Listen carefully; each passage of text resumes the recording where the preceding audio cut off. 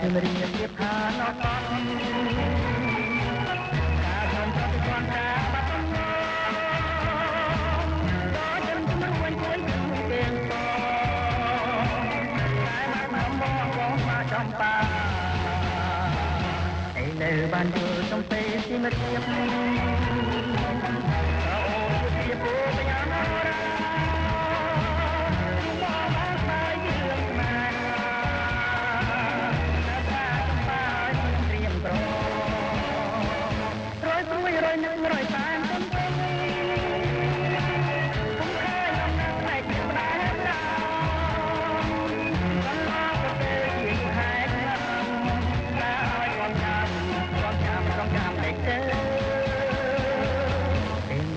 ไปเรียบบอกยังไงยังไงแม่รู้ดำเลยไม่มองคนอายว่าบ้านดูแลยิ่งเงียบต่อเธอนั้นยอมไป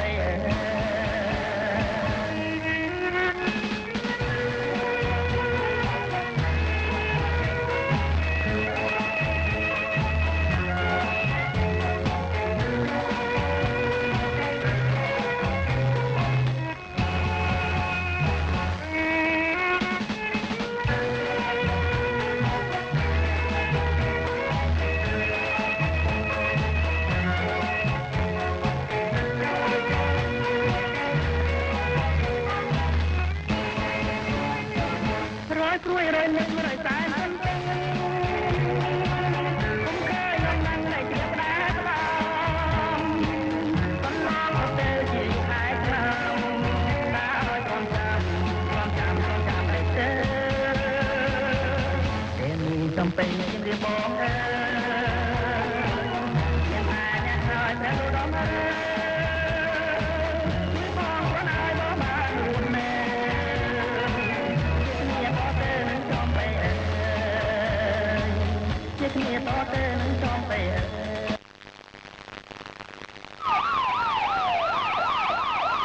ភាពញៀនគ្រឿងញៀនជាជំងឺខួរក្បាលអាចព្យាបាលបានជួយអ្នកញៀនគ្រឿងញៀនត្រូវការចូលរួមពីគ្រួសារនិងសហគមន៍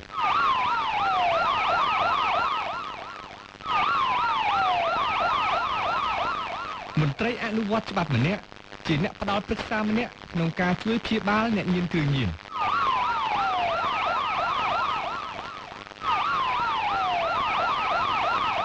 មន្ត្រីអនុវត្តច្បាប់ជាដៃគូចាំបាច់សម្រាប់ការងារព្យាបាលអ្នកញៀនគ្រឿងញៀនដោយផ្អែកលើសហគមន៍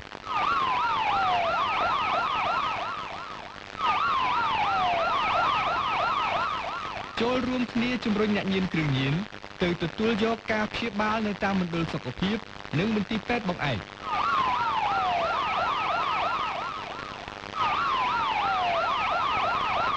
ប្រើគ្រឿងញៀនគឺបំផ្លាញខ្លួនឯងក្រុមគ្រួសារនិងសង្គមជាតិការផលិតចរាចរណ៍រក្សាទុកជួញដូរចែកចាយនិងប្រើប្រាស់គ្រឿងញៀនជាអំពើខុសច្បាប់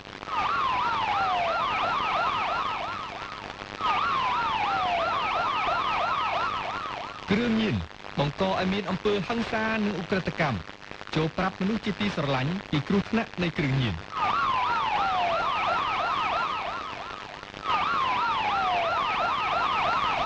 ត្រូវនិយាយថាទេចំពោះគ្រឿងញៀនបំផ្លាញការសិក្សានិងជីវិតស្រស់ថ្លារបស់យុវវ័យ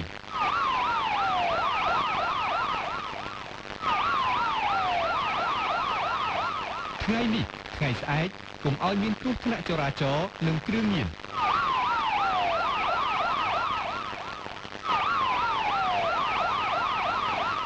ចូលរួមទាំងអស់គ្នាដើម្បីឲ្យជីវិតនិងសហគមន៍យើងគ្មានគ្រឿងញៀន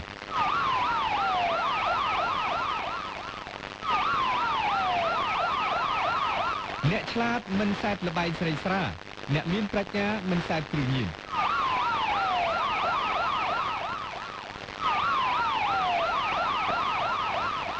អនាគតនៅក្នុងដៃអ្នកកុំយកខ្លួនទៅលោនឹងអន្ទាក់គ្រឿងញៀន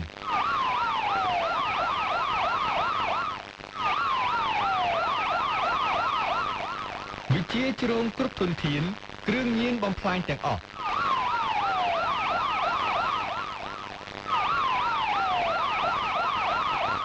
ស្វែងរកវិជាកិត្តិយសមាន ខ្សែគ្រឿងញៀននាំមហន្តរាយ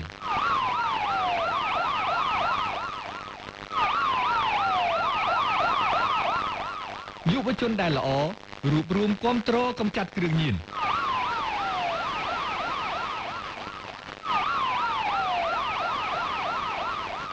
ចូលរួមលុបបំបាត់គ្រឿងញៀនដើម្បីអនាគតកូនចៅយើង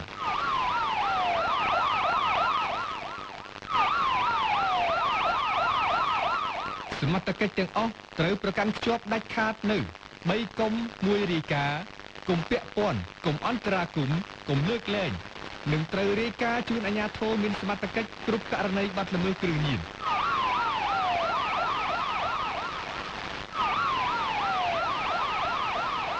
បញ្ហាគ្រឿងញៀននិងវិបត្តិជំងឺ COVID-19 គឺជាកិច្ចការបច្ចុប្បន្នភាពនិងអាទិភាពរបស់យើង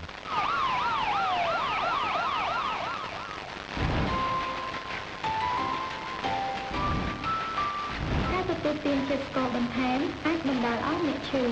ជាតិស្ករដែលលើសចូលក្នុងសរសៃឈាមបំលែងទៅជាខ្លាញ់បណ្ដាលឲ្យមានជំងឺធាត់បង្កជាជំងឺទឹកនោមផ្អែមជំងឺបេះដូងនិងសរសៃឈាមផ្លាស់ប្ដូរទម្លាប់នៃការទទួលទានស្ករដើម្បីសុខភាពបេះដូងអ្នកបានវាមិនពិបាកទេកាត់បន្ថយការទទួលទានភេសជ្ជៈផ្អែមកំប៉ុងគ្រប់ប្រភេទកាត់បន្ថយការដាក់ស្ករបន្ថែមចូលក្នុងអាហារបង្អែមភេសជ្ជៈទទួលទានទឹកស្អាតភេសជ្ជៈដែលមិនមានដាក់ស្ករបន្ថែមទទួលទានបន្លែផ្លែឈើស្រស់តិចអំបិលតិចខ្លាញ់តិចស្ករសុខភាពបេះដូងល្អអាយុយឺនយូរ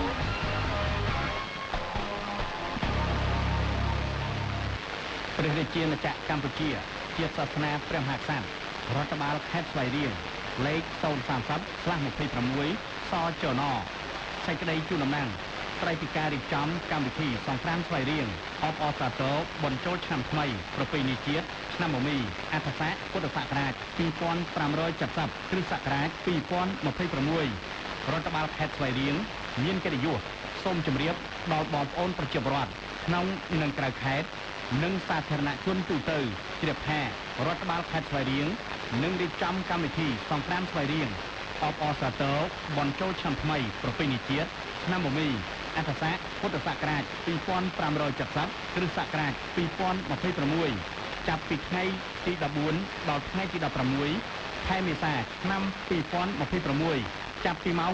9:00 នាទីព្រឹកនៅតាមទីតាំងមួយចំនួនក្នុងក្រុងស្វាយរៀងដោយមានកម្មវិធីកម្សាន្តសប្បាយៗជាច្រើនដូចជាកម្មវិធីសួនកុមារកម្មវិធីលេងល្បែងប្រជាប្រិយការសម្ដែងសិល្បៈនិងរបាំបុរាណការសម្ដែងល្ខោនបាសាទួលចាប៉ីដងវែងយីកេកម្មវិធីប្រគំតន្ត្រីសហសម័យតន្ត្រីសម័យរួមនឹងកម្មវិធីកម្សាន្តសប្បាយៗជាច្រើនផ្សេងទៀតក្នុងនោះក៏មានការដាក់បង្ហាញផលិតផលតាមរោងចក្រសហគ្រាសនិងផលិតផលក្នុងស្រុកមួយចំនួនផងដែរសេចក្តីជូនដំណឹងនេះចាត់ទុកជាការអញ្ជើញបងប្អូនប្រជាពលរដ្ឋក្នុងនិងក្រៅខេត្តនិងសាធារណជនទូទៅចូលរួមទស្សនាលេងកម្សាន្តសប្បាយឲ្យបានច្រើនកកដើម្បីញ៉ាំងឲ្យកម្មវិធីសង្ក្រាន្តស្វាយរៀងប្រព្រឹត្តទៅប្រកបដោយបរិយាកាសអធិកធម៌និងសប្បាយរីករាយថ្ងៃសុក្រពីកើតខែចែកឆ្នាំម្សាញ់សប្តាហ៍ស័កពុទ្ធសករាជ2569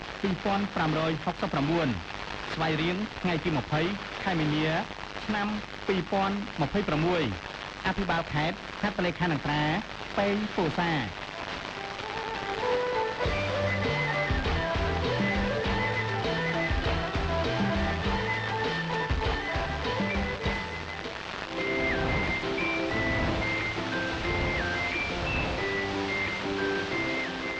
បរិភោគអាហារប្រចាំថ្ងៃរបស់អ្នកគឺជាកត្តាកំណត់នៃសុខភាពរបស់អ្នកគឺជាអ្នកជ្រើសរើសដោយខ្លួនឯង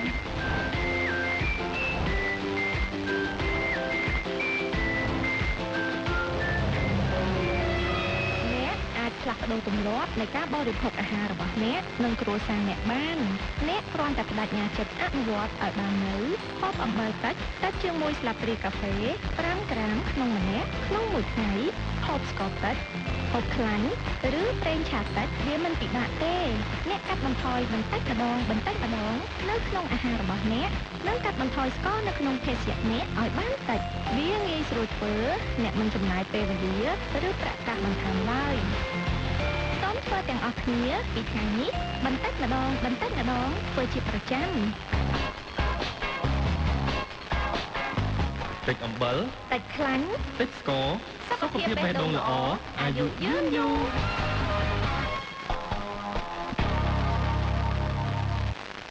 បងអើយជុំទៅlấy aiជុំបែក សេចក្តីជូនដំណឹងដើម្បីអបអរសាទរឱកាសបុណ្យចូលឆ្នាំថ្មីប្រពៃណីជាតិពីផលិតផលតម្រងនោមខាគូធាលនិងមានការបន្ថែមជូនយ៉ាងអស្ចារ្យសម្រាប់លោកអ្នកជាវផលិតផលតម្រងនោមខាគូធាលមួយកំប៉ុងនិងមានការបន្ថែមជូនប្រេងរឹតឆ្នៃខ្មៅសញ្ញាកងចាក់មួយខ្លងលោកអ្នកជាវផលិតផលតម្រងនោមខាគូធាលចំនួន2កំប៉ុងនិងមានការបន្ថែមជូនប្រេងរឹតឆ្នៃខ្មៅសញ្ញាកងចាក់ចំនួន3ខ្លងការបន្ថែមជូននេះគឺចាប់ពីថ្ងៃជូនដំណឹងនេះរហូតដល់ថ្ងៃទី20ខែមេសាសូមរស់រានឡើងព្រោះការបន្ថែមជូនមានកំណត់ចង់ដឹងពីព័ត៌មានលម្អិតឬក៏ចង់ជាផលិតផលសូមហៅមកលេខ012 34 04 93 069 296 007 097 67 07 ជំងឺតម្រងនោមគឺជាជំងឺដ៏ស្ងៀមស្ងាត់ហើយវាមិនសូវបានបញ្ចេញរោគសញ្ញាកាចសាហាវអ្វីនោះទេហេតុនេះហើយទម្រាំតែអ្នកដឹងខ្លួនគឺគ្រលានរបស់អ្នកខូចបាត់ទៅហើយបើអ្នកមានលេចចេញនៅរោគសញ្ញាដូចជា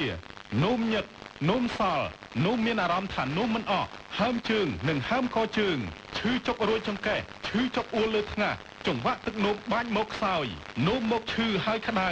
សមត្ថភាពផ្លូវភេទចុះខ្សោយនោមពណ៌លឿងខ្លាំងនោមមកពពុះធំក្លិន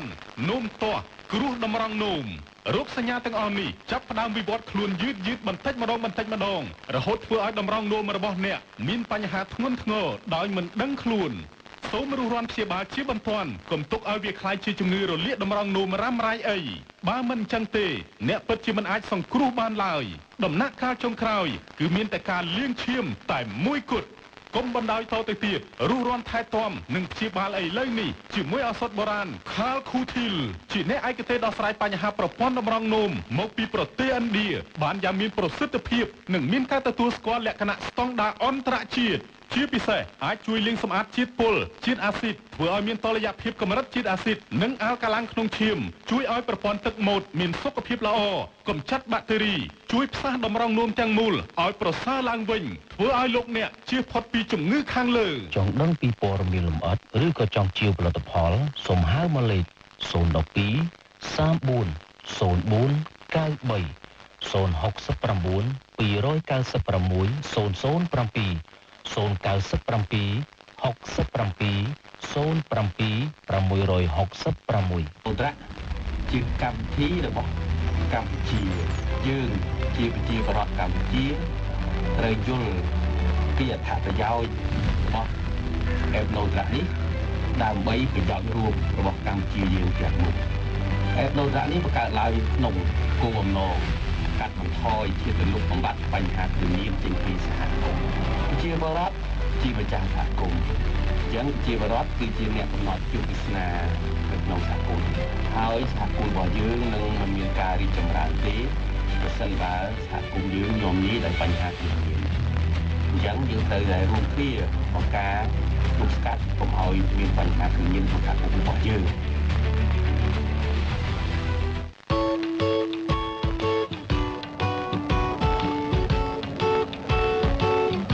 និយាយចឹងតើលាងដៃជាមួយអាល់កុលបែបណាទើបអាចការពារពីការចម្លង COVID-19 បាននិយាយទេសម្លាញ់មើលខ្ញុំដែរ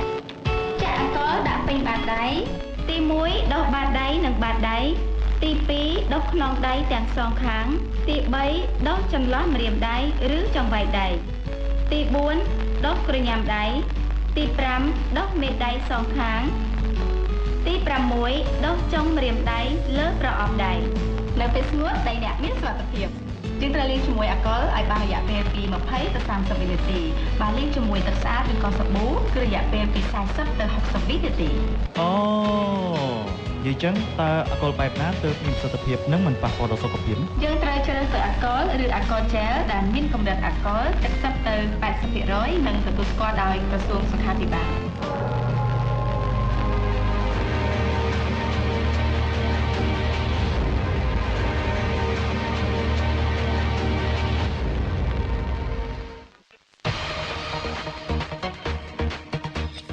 កស្លោកប្រឆាំងគ្រឿងញៀន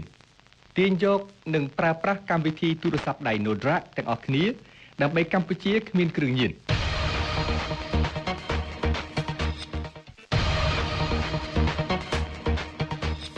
ទាញយក App No Drug ស្មើនឹងចូលរួមជាមួយរាជរដ្ឋាភិបាលក្នុងការប្រយុទ្ធប្រឆាំងគ្រឿងញៀន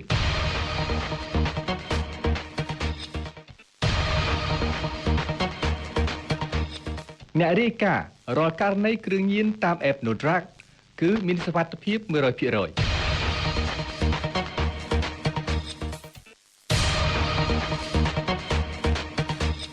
អនាគតនៅក្នុងដៃអ្នកកុំយកខ្លួនទៅលនឹងអន្ទាក់គ្រឿងញៀន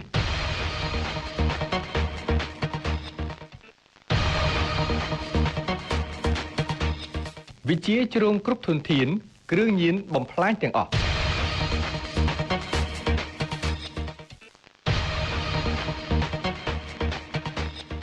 ស្វែងរកវិជាកិត្តិយសមានសេពគ្រឿងញៀននាំមហន្តរាយ